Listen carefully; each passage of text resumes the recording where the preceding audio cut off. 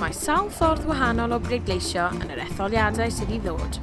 Gallwch bleidleisio yn bersonol, drwy'r post neu drwy ddiprwy.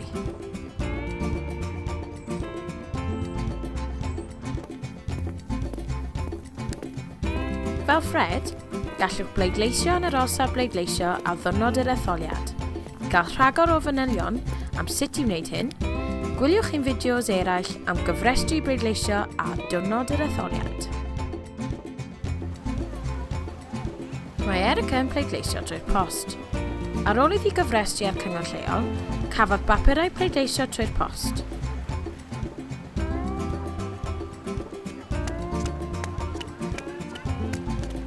Mae Erica wedi rhoi croes ar y 2 papur pleidleisio a bydd yn ei anfon yn ôl drwy'r post erbyn diwrnod yr etholiad.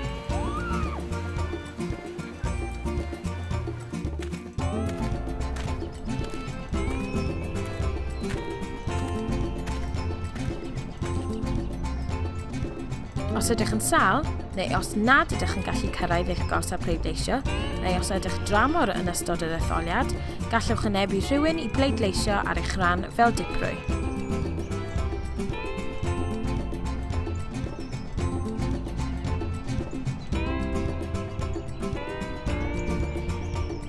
Ewch i wefn y Comisiwn Etholiadol, bleidleisio.co.uk i gael rhagor o fanylion a gwybodaeth am sut i gyfrestru.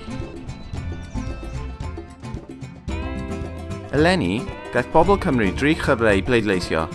Am rhagor o wybodaeth, ewch i pleidleisiwch 2011.org.